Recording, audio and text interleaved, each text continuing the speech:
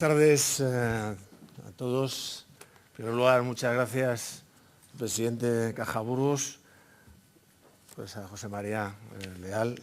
No sé si dar las gracias o no, porque es el que me ha metido en este lío.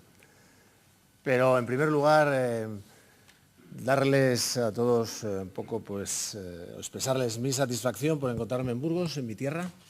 Yo soy castellano-leonés y volver aquí después de haber estado 20 años fuera, habiendo sido el responsable de la economía de esta gran comunidad autónoma como es Castilla y León, pues me trae buenos recuerdos y sobre todo pues encontrarme entre mis paisanos siempre me anima a hacerlo un poquito mejor si cabe. Por supuesto también a mis colegas de universidad, Antón Costas, José Antonio Erce, pues que sean poco beligerantes con lo que voy a decir. Probablemente no les suponga nada nuevo, pero voy a intentar contribuir con unas reflexiones a esta situación que nos encontramos en esta encrucijada, ¿no?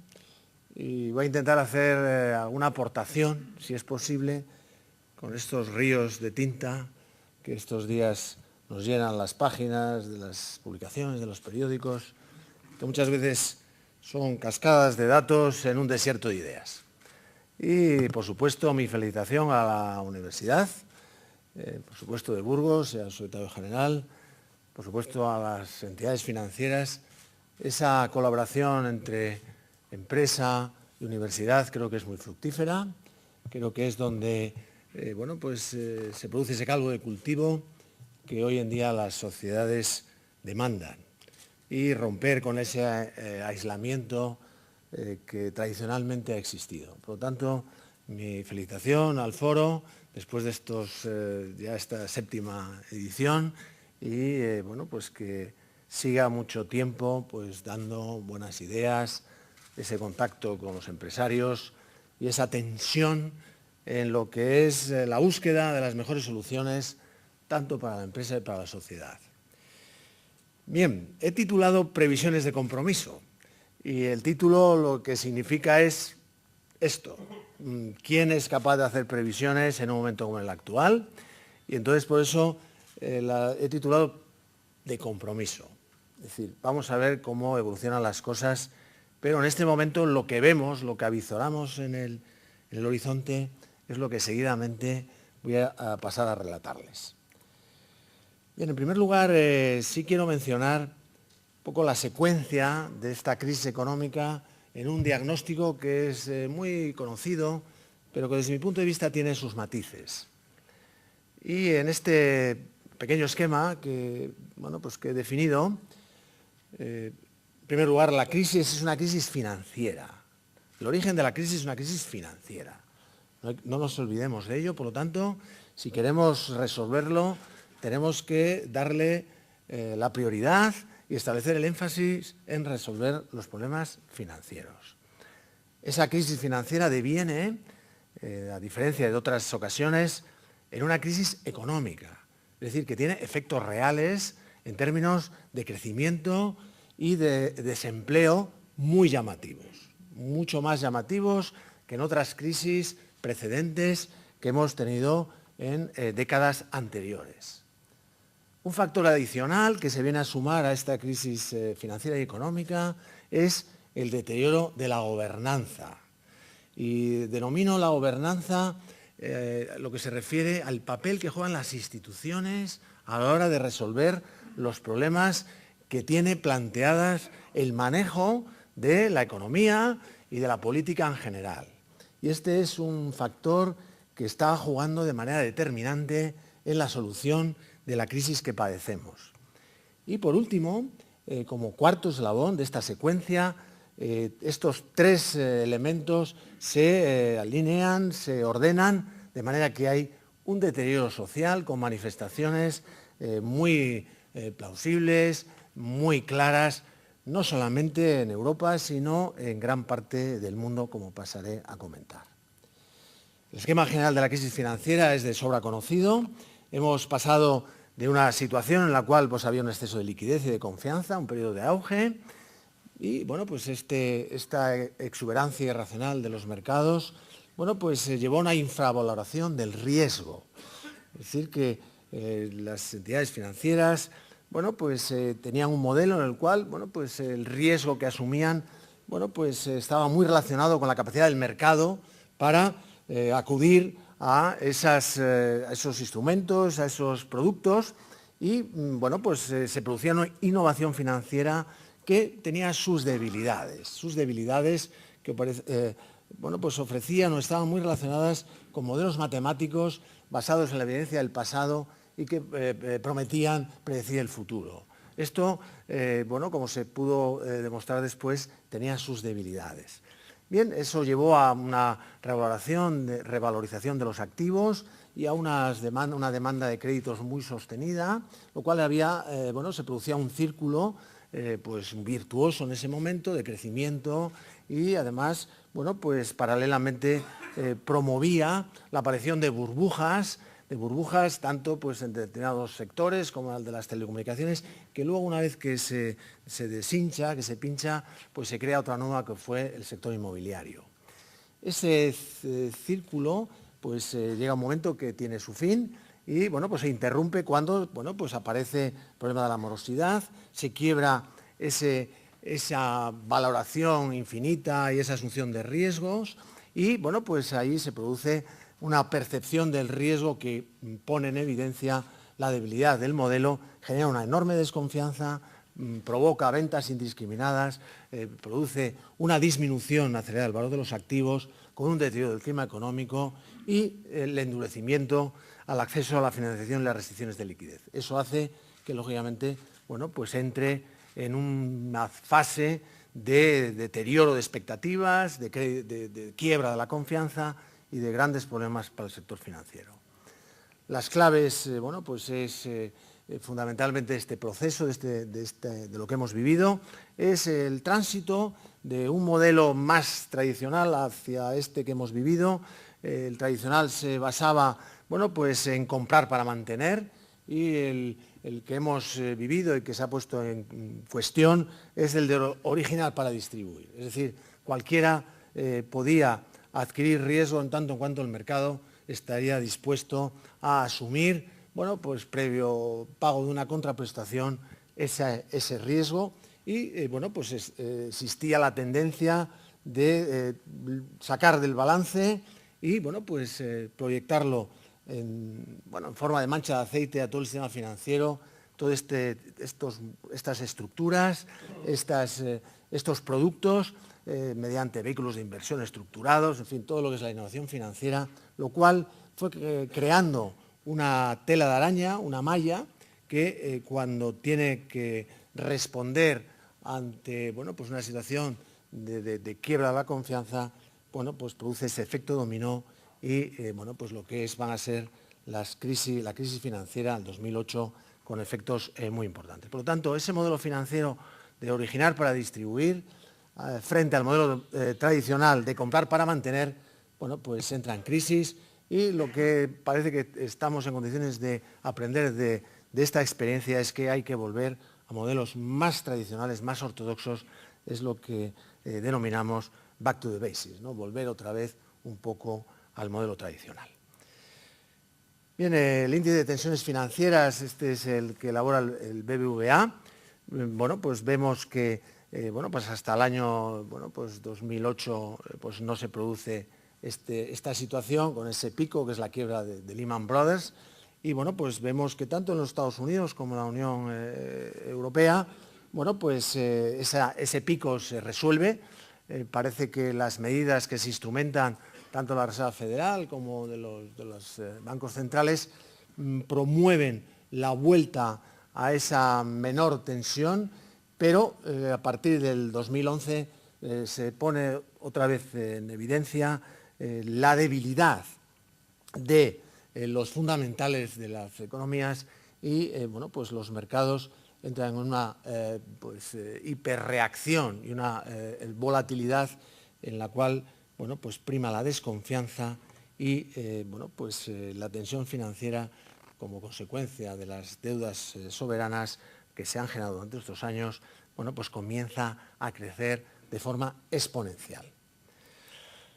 Bien, este proceso como dije al principio, tiene efectos reales muy negativos. Y fundamentalmente es pues la falta de crecimiento económico.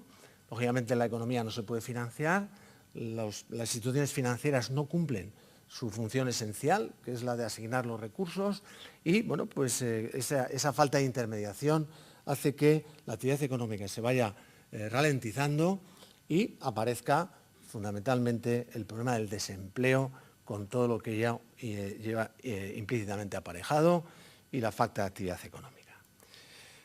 Esa crisis económica, ¿cómo se manifiesta? Bueno, pues el PIB mundial se desploma, ahí lo vemos en el año 2009, con tasas de variación muy negativas. El comercio mundial, el comercio internacional también se desploma, es decir, que se contrae la actividad a nivel global. Y lo que es muy importante y es un factor diferenciador con crisis anteriores, y es que la proporción de las economías de la OCDE que experimentan esos efectos es muy elevado. Como se ve en este histograma de la parte de la derecha, vemos que esta crisis afecta a un gran número de países industrializados, con lo cual refuerza la amplitud y la importancia de la misma, en comparación a otras crisis de décadas pasadas. Por lo tanto, crisis profunda en términos reales y que afecta a un gran número de países industrializados.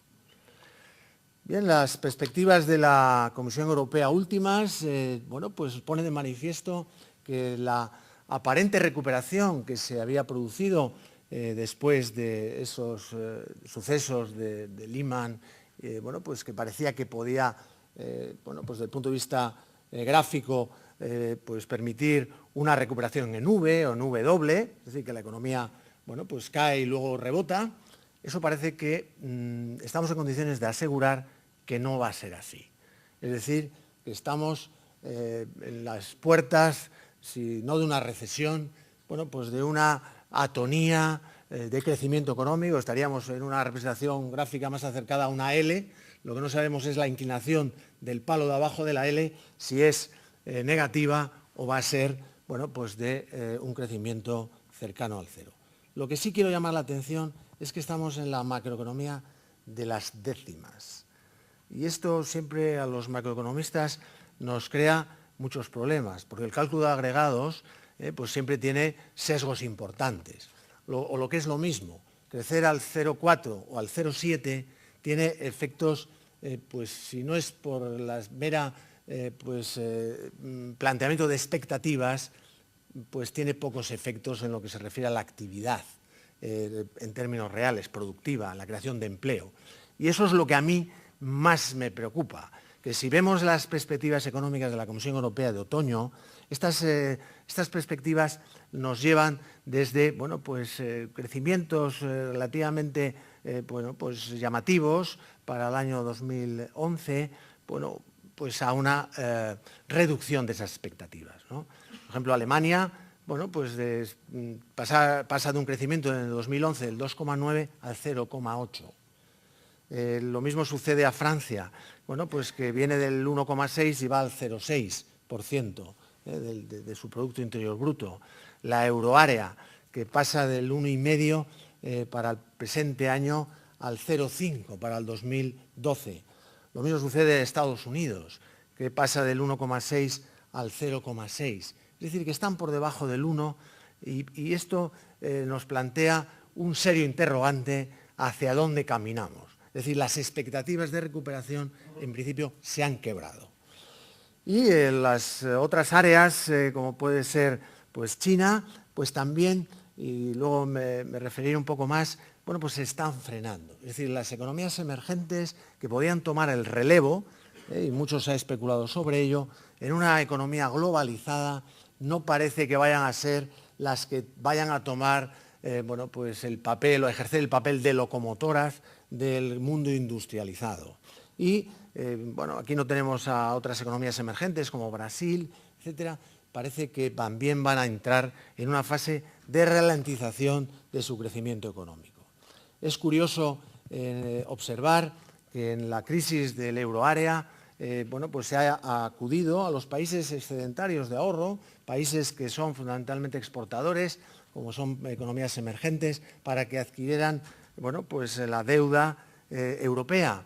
Y, claro, la respuesta de estas economías emergentes es decir, bueno, pero ¿cómo se explica que los países que tenemos menor rentas, entre comillas, más pobres, vayamos en socorro de los países más desarrollados o más ricos? Esto tiene una difícil explicación. Y si estos países no invierten en sus propios productos, en sus propios bonos, ¿por qué lo vamos a hacer nosotros? Por lo tanto, esta falta, ¿no?, digamos, de confianza, bueno, pues también hace mella en las economías emergentes que no ven su papel como financiadores de una crisis que es fundamentalmente de los países industrializados. Por lo tanto, el 2012, el perfil que presenta es un perfil de atonía en el crecimiento económico y de ajustes, como comentaremos después.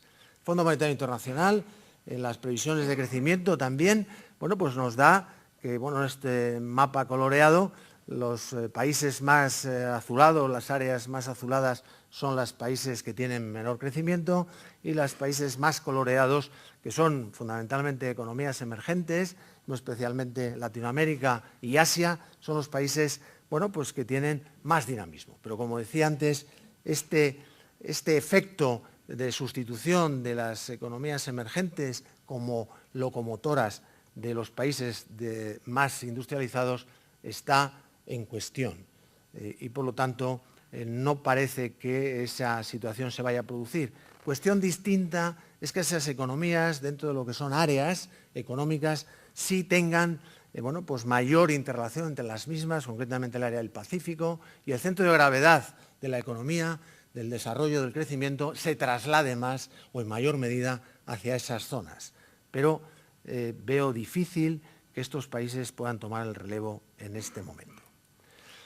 En España, bueno, la recuperación que podía haberse, bueno, pues un poco avizorado o que se había pues previsto a principios del año 2010, parece que se está también frenando, no es una excepción.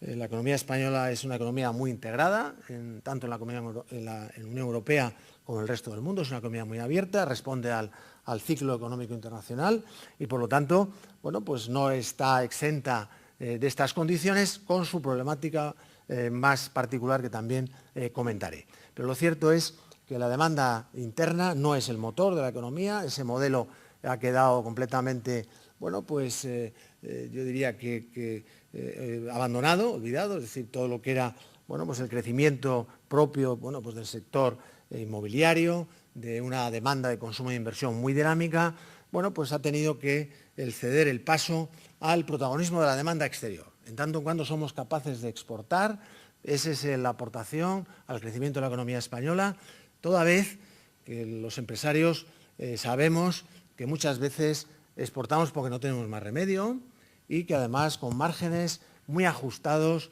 pero con tal de sobrevivir. Es decir, para que la empresa pueda seguir existiendo, está bueno, pues haciendo un esfuerzo para mantener su posición en los mercados exteriores, pero con escaso resultado, a la vista, bueno, pues de lo que suceda en el futuro. Por lo tanto, ese es un crecimiento muy exiguo, que no es suficiente, por supuesto, para crear empleo y que, bueno, pues plantea un poco también a futuro la capacidad competitiva de la economía española. Bien, los efectos en términos reales se ven perfectamente en esta tijera que se va abriendo del mercado laboral, sobre todo pues esa tasa de paro tan elevada, del 21 y pico %, y sobre todo pues con la caída del número de ocupados. Esto pone en riesgo la viabilidad de todo nuestro sistema, tanto de previsión como, bueno, pues de sostenimiento de un estado del bienestar, y que lógicamente, bueno, pues nos alzamos con ese tremendo récord de los 5 millones de desempleados y con una destrucción de puestos de trabajo de 2,2 millones de empleos desde el primer trimestre del 2008. Además, en este capítulo, lo más negativo es el desempleo juvenil que lo que hace es, bueno, pues dejar fuera del mercado laboral a un gran número de personas que tienen que tomar el protagonismo en los próximos años, y también es consecuencia de esa burbuja inmobiliaria que atrajo a numerosos jóvenes, bueno, con el incentivo de ganar dinero y dejar de lado los estudios, con lo cual la empleabilidad de todos esos parados juveniles es más bien escasa. Y este es un problema que resulta prioritario de cara al futuro, y sobre todo si analizamos la debilidad de la variable demográfica, que presenta una atonía para los próximos años, para las próximas décadas, que constituye uno de los primeros problemas en el largo plazo en la economía española. Reflejo también de esta situación es el déficit de las administraciones públicas como consecuencia de la evolución de los ingresos y gastos, y bien, si el crecimiento económico se frena y la capacidad recaudatoria de la administración pues es mucho menor, sin embargo los gastos siguen siendo muy elevados, con lo cual nos vamos introduciendo en una espiral de déficit y deuda pública, bueno, pues que hace que pues tengamos un problema de sostenimiento de las finanzas públicas y, por supuesto, de mantenimiento de los spreads sobre la deuda, y que, lógicamente, encarecen y, además, retroalimentan esa espiral, y que hace que se ponga en riesgo o se ponga en duda la capacidad de repago de esa deuda, que es lo que hace que los mercados nos exijan unos spreads tan elevados. Es decir, el déficit público no es bueno ni es malo en sí mismo, sino depende para lo que se utilice. En segundo lugar, la deuda, pues en términos de PIB, tampoco es muy elevada en España en comparación a otros países, pero lo que los mercados valoran, lo que los mercados ponen más en cuestionamiento, es la capacidad de la economía española para devolver el principal de los intereses, dado su exiguo crecimiento económico. Y esa es el principal obstáculo para transmitir esa confianza en el futuro de la economía española. Por lo tanto, reconducir esta situación de desequilibrio financiero de las administraciones públicas es condición sine qua non para recuperar la confianza en la economía española. Bien, el cuarto elemento que he mencionado al principio dentro de este diagnóstico de la crisis es el deterioro general del papel de las instituciones. Bien, este no es un tema menor. Estamos permanentemente sometidos a una información de cumbres europeas, de cumbres del G20, de los países más importantes, más industrializados del mundo, para resolver esta crisis. Y, sin embargo, lo que estamos observando es que no cumplen ese papel de apaciguador de esos pánicos de los mercados, y que no inspiran la confianza necesaria para recuperar la senda del crecimiento. Son problemas globales con gobernanzas locales, y eso no resuelve las soluciones en un mundo globalizado que requiere estrategias de políticas económicas coordinadas y que van a infundir la necesaria confianza en lo que se refiere a los mercados financieros.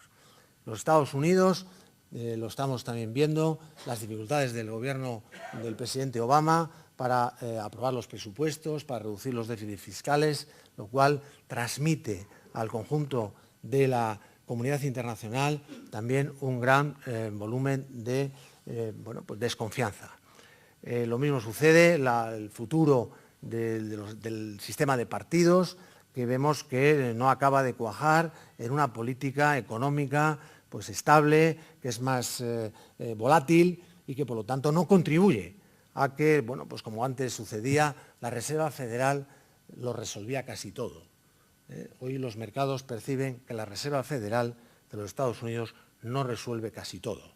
Y esto es un factor adicional de un problema de gobernanza, del papel de las instituciones a la hora de resolver los problemas que tiene planteados la economía. Similar situación vivimos en la Unión Europea.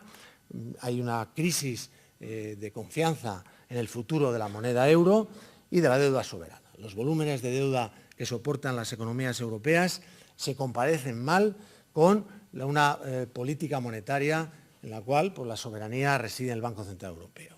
Ese es un modelo que en su momento, pues cuando se creó el euro, se puso de manifiesto por los economistas que no es consistente el que haya una moneda única con políticas fiscales y soberanía individualizada de los países, y que, bueno, pues los teóricos de la economía pues ya habían puesto de relieve, pero bueno, pues como la marea ponía a flote todos los botes, fueron temas que se fueron postergando, pero cuando las dificultades aparecen, bueno, pues se pone de manifiesto la necesidad de coordinar las políticas fiscales y presupuestarias y la necesidad de crear una institución europea que gestione pues toda esa coordinación de las políticas fiscales y presupuestarias, que se puede llamar bien la Agencia Fiscal Europea. Esa es una necesidad imperante para poder coordinar y cooperar en la solución de los problemas, que también me mencionaré de forma pues explícita en las próximas slides. Es decir, que la Unión Europea adolece de un problema de gobernanza y que además bueno, pues hace que los ciudadanos europeos empiecen a desconfiar del futuro de la Unión Europea. Y esta es una cuestión también notable e importante que no debemos dejar de lado. Bien, la gobernanza hasta el año 2011 de la Unión Europea, pues, existía lo que era la política monetaria del Banco Central Europeo, con políticas fiscales que se intentaron bueno, pues, coordinar con el Pacto de Estabilidad y Crecimiento. Eso pues, no se ha cumplido, como también comentaré, y unas políticas estructurales macroeconómicas que parecía que no podían ser otras, pero que no han sido llevadas a la práctica y que, por lo tanto, bueno, pues, están por cumplir. Este esquema, como digo, no ha resultado efectivo. La política bueno, pues europea de estabilidad y crecimiento no se ha cumplido, empezando por Francia y Alemania, que se saltaron en varias ocasiones los límites del déficit. Lo mismo sucede con la agenda de Lisboa. Bueno, pues todo eso, la acumulación de los desequilibrios macroeconómicos fue desatendida, y esto, lógicamente, pues hace que se produzca esa falta de confianza que aparece en estas spreads, en estos diferentes bueno, pues, tipos de interés de los bonos a 10 años. Es decir, este es un poco lo que espera el mercado a 10 años de esta deuda soberana de los diferentes países. Y vemos bueno, pues, que alcanzan valores que difícilmente pueden mantenerse en el futuro. No es una cuestión tanto del corto plazo, sino ver hacia dónde vamos. Es decir, hasta qué punto pueden estas economías, incluida también bueno, pues, países como Francia, que estaban un poco fuera del perímetro de esta falta de confianza, bueno, soportar bueno, pues, incrementos o crecimientos en sus primas de riesgo, bueno, pues, que van desde los 200 puntos básicos hasta los 2.000 y pico de Grecia, que son a todas luces insoportables. Y esto, lógicamente, tiene que ponerse fin, se tiene que resolver con esas políticas de rigor y esas políticas de austeridad. Bien, además, a esta situación en España, bueno, pues padecemos un deterioro institucional que queda patente en los indicadores internacionales, que son bueno, pues, varios, múltiples, pero que bueno, pues ponen de manifiesto bueno, pues que en términos de educación, en términos de la valoración de las instituciones, de la estabilidad macroeconómica, bueno, pues estamos alejados de los países líderes, de los países con los cuales nos tenemos que medir. Y en pocas rúbricas, como es las infraestructuras o el tamaño del mercado, en el perímetro azul, en relación al negro, el negro cuanto más elevado es, mayor valoración tiene, bueno, pues estamos por debajo. Es decir, que las instituciones, el papel, la fortaleza, las funciones que desarrollan las instituciones en España está por debajo, tiene una valoración menor que el que tienen los países más desarrollados, más industrializados de nuestro entorno, de los países líderes. Bien, ¿a esto qué se viene a sumar? Se viene a sumar esa desconfianza, esa desafección creciente por parte de los ciudadanos europeos. Y esta es una combinación peligrosa, porque eso va a poner de manifiesto la capacidad que tengan los ciudadanos de colaborar con su esfuerzo a la resolución de los problemas. Y el Eurobarómetro, que es el que publica la Comisión Europea, bueno, pues arroja unas últimas cifras, en mi opinión, muy reveladoras. Solo el 45% de los ciudadanos confía en el Parlamento, el 40% en el Banco Central y el 36% en el Consejo Europeo. Son cifras realmente reducidas. Por su parte, el 60% de los europeos no confían en las principales instituciones políticas nacionales, ni en el Parlamento ni en el Gobierno, lo cual esto lleva a una debilidad de la democracia. Y esto también es un problema que no debemos descuidar. En España, el nivel de desconfianza en las instituciones públicas supera al de la media de los países europeos. Un 69% no confía en el Parlamento y un 71% no confía en el Gobierno. Y esta es una cuestión que hay que resolver, porque si no, difícilmente se puede hacer mediante pedagogía el convencer a los ciudadanos, a la sociedad en su conjunto, en las reformas, en los sacrificios que tenemos que llevar a cabo. Bien, ¿todo esto en qué concluye? Bueno, pues concluye en una serie de conflictos sociales que los sociólogos difícilmente muchas veces pueden explicar en gran parte del mundo, tanto en los países del Magreb, en Egipto, etcétera, en Estados Unidos, la aparición de movimientos espontáneos que reflejan esa incomodidad de los ciudadanos o esas huelgas que derivan en, bueno, pues en el gamberrismo y bueno, pues otros movimientos de difícil entendimiento, como es el 15M en España, que difícilmente se pueden explicar, sino simplemente la indignación del ciudadano frente a la respuesta de las instituciones ante los problemas planteados. El aumento del desempleo en España es quizás el problema más dramático. Me viene un poco a la memoria la reflexión del profesor Lariaga, uno de los padres de la economía, de los economistas españoles, que siempre decía, ilustre vitoriano, que me interesa la economía por el drama social que ello comporta. O sea, el desempleo es el principal drama social al que nos enfrentamos y tenemos que dar respuesta a todas esas millones de personas que no pueden resolver ni su futuro, ni se pueden realizar como personas y, por lo tanto, ese es el principal problema social al que nos enfrentamos. Esa tasa de paro del 21 y pico % de la población activa es el más alto, es un récord en la Unión Europea y, por lo tanto, eso plantea un problema de financiación, de prestaciones, de cargas sociales, por lo tanto, es el principal problema al que nos tenemos que enfrentar. Bien, ¿cómo podemos resolver esta situación? La economía española se encuentra inmersa en un círculo vicioso. O sea, tenemos, por un lado, bueno, pues un elevado gasto estructural, con costes financieros elevados, caída de los ingresos tributarios, ese deterioro institucional, y eso, además, bueno, pues, se refrenda con una debilidad de las finanzas públicas.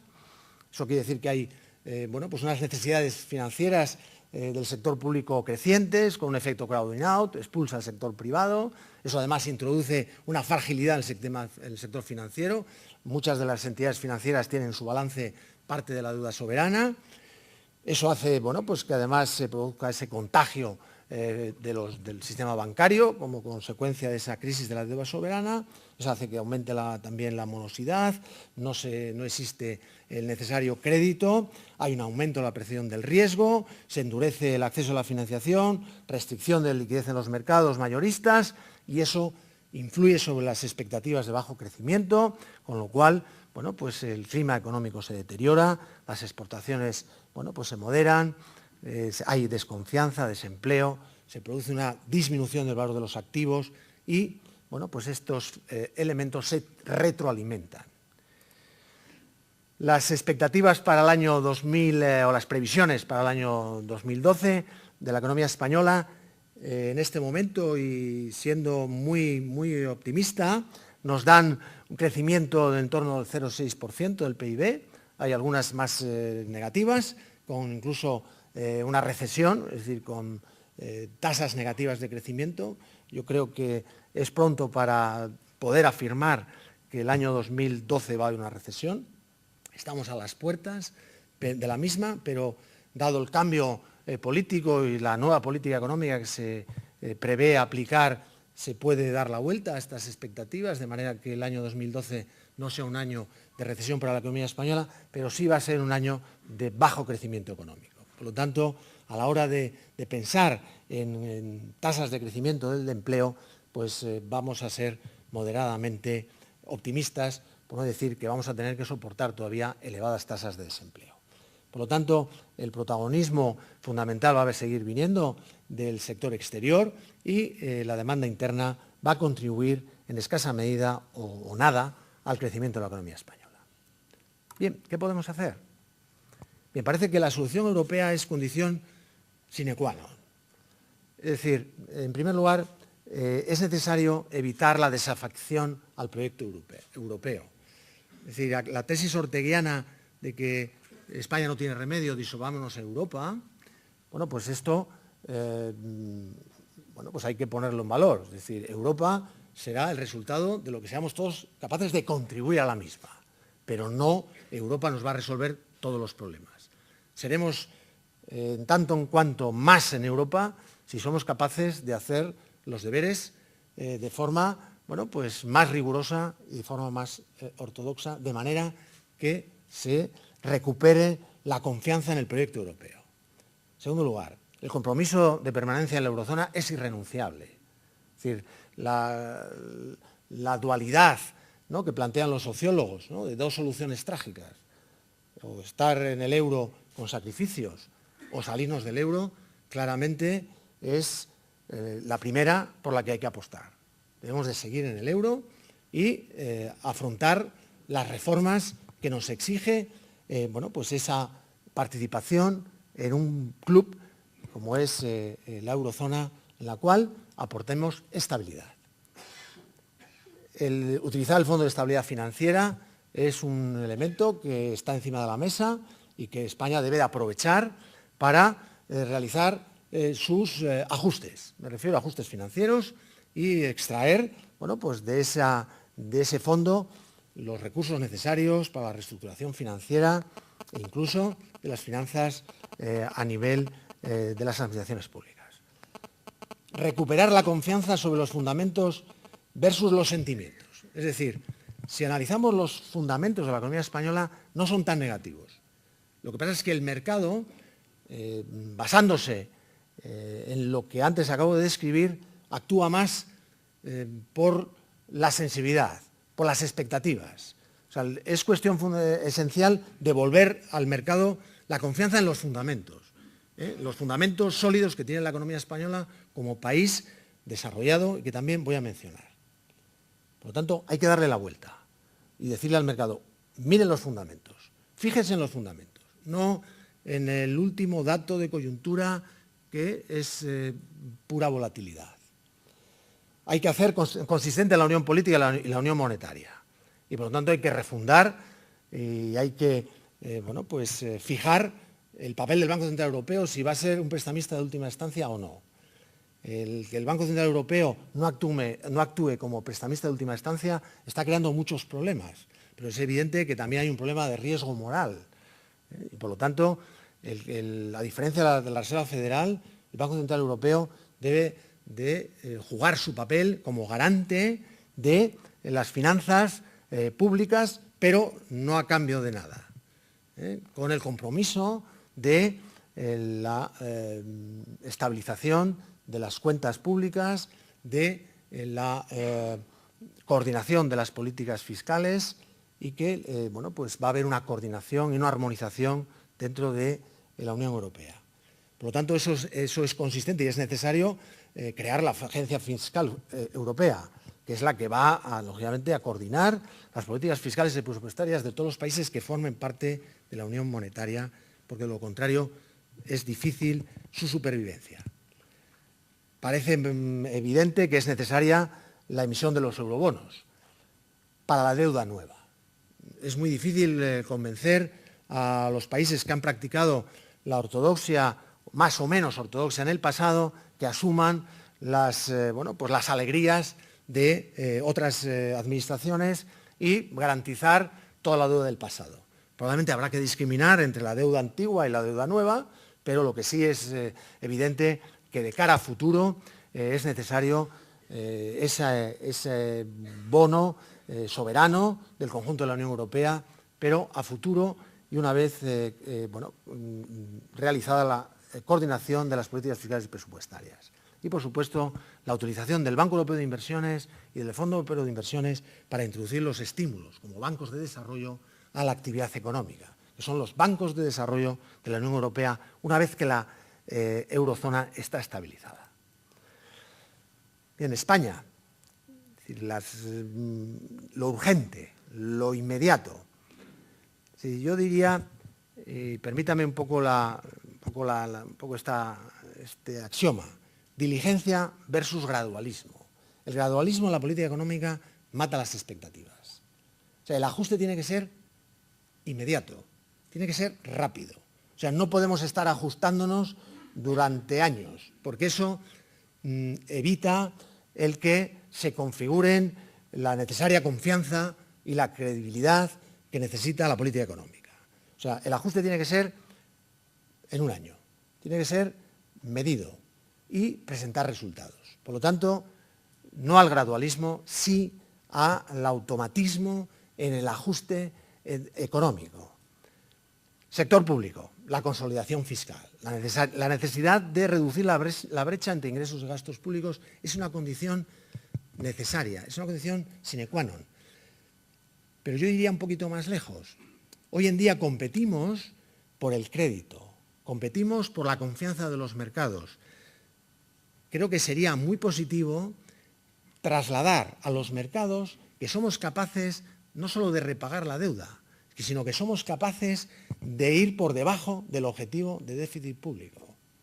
Si el déficit público para el próximo año pues, está situado pues, en el 6%, en el 4%, creo que sería un mensaje para los mercados ir siempre por debajo de ese objetivo. Lo mismo que sucede a las empresas cuando vamos a los mercados. Mire usted, he cumplido mi plan estratégico, pero además lo he hecho un poco mejor. Por lo tanto, tenemos que ser los alumnos más aventajados, porque de lo contrario, pues en este mercado de recursos escasos, bueno, pues otros países pues se beneficiarán de ese plus de credibilidad y, por lo tanto, pagarán menos por su deuda, colocarán mejor sus spreads y, además, el crédito, la inversión, pues acudirá con más facilidad. Necesario repensar el modelo territorial, es necesario evitar las duplicidades, es necesario plantear una unidad de mercado y con una competencia bueno, pues, generalizada y que no bueno, pues, sean compartimentos estancos que dificulta el desarrollo de la actividad económica. Repensar el papel de las entidades reguladoras. Hacer una auditoría de la regulación. Hay una excesiva regulación que cohíbe, que comprime, que coarta la actividad y la iniciativa empresarial. Se hace necesario repensar el perímetro del estado del bienestar. La cuestión no es estado del bienestar sí o no, es cuánto estado del bienestar nos podemos permitir y, por lo tanto, hay que racionalizar el uso del mismo. Esta es una cuestión esencial. Algunas comunidades autónomas han empezado a dar pasos en ese sentido. El mercado laboral. Evidentemente, el sistema de contratación no es el idóneo y todos los economistas estamos de acuerdo que es necesario ya un modelo de contrato único y facilitar la permanencia, evitar toda esa dualidad que se produce en el mercado laboral. Esa reforma es de carácter inmediato. Hay que revisar la negociación colectiva. La fórmula de todos café no se ha mostrado eficaz. La ley de huelga, las políticas pasivas, la educación. Antes he mencionado el problema del desempleo juvenil. No podemos permitirnos el 45% de paro en los jóvenes. Tenemos que hacer que todas esas personas sean útiles, que puedan incorporarse al mercado laboral. Y la formación es un papel esencial. Tenemos que reestructurar el sistema financiero, dotándole de mayor transparencia y facilitar la recapitalización del mismo. La fórmula del banco malo parece que es necesario limpiar los balances de las entidades financieras de manera que puedan normalizar su funcionamiento, porque sus ratios de solvencia pesan para su capacidad de intermediación y de financiación de la economía.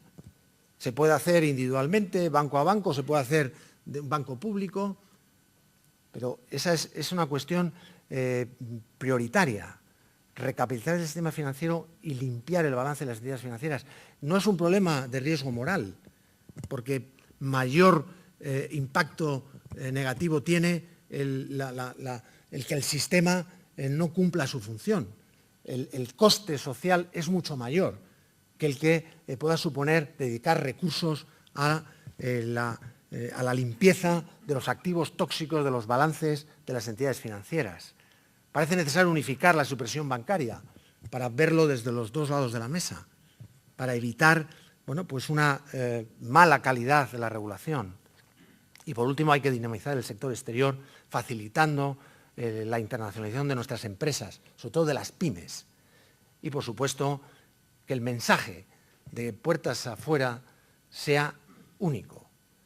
Cuando los empresarios salimos al exterior nos dedicamos la mayor parte de nuestro tiempo a hablar de la economía española y muy poco de nuestras empresas. Lo que preocupa es la economía española, no la situación de las empresas. Por lo tanto, los mensajes de puertas afuera, fuera de nuestras fronteras, deben ser asumidos por todo el conjunto de la sociedad. Bien, y termino con un mensaje de esperanza. Es decir, no todo es negativo, al contrario.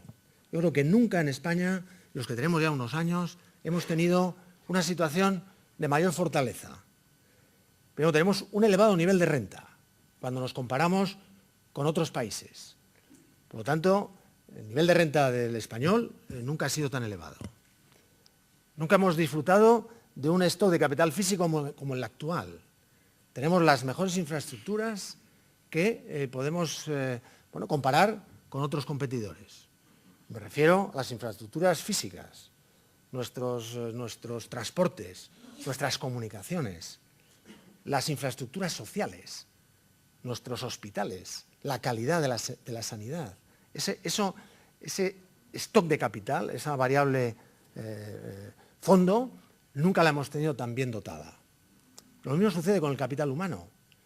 Sí es verdad que tenemos un problema de determinados segmentos de la población, de su cualificación, pero nunca hemos tenido tantas escuelas de negocio en los mejores rankings mundiales. Tenemos de los mejores directivos de las empresas.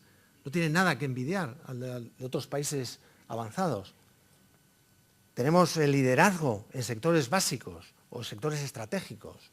Y menciono empresas líderes en el sector de las telecomunicaciones como Telefónica o en el energético, ¿no? Pues en las energías renovables, en lo que es la innovación, en el sector automovilístico, ¿no? Y aquí en Burgos hay empresas que son líderes en lo que se refiere al sector automovilístico. A los españoles no nos van a enseñar a hacer coches. Y están todas las principales multinacionales en España. O el sector turístico, que es uno de los sectores más competitivos y con mayor expertise en el mundo. Nunca hemos tenido un grado de internacionalización de las grandes empresas como el que disfrutamos en este momento, que son empresas tractoras, que además llevan a un gran número de pequeñas y medianas empresas a otros mercados. Por lo tanto, el músculo económico y financiero de la economía española es el mejor de su historia. Tenemos las mejores cortes de personal cualificado, tenemos un stock de capital, tenemos una renta envidiable, por lo tanto tenemos los mimbres para recuperar nuestro papel en el mundo y, por supuesto, para hacer una economía próspera, competitiva y, sobre todo, resolver el problema del desempleo. Y nada más, muchísimas gracias por su atención en esta tarde.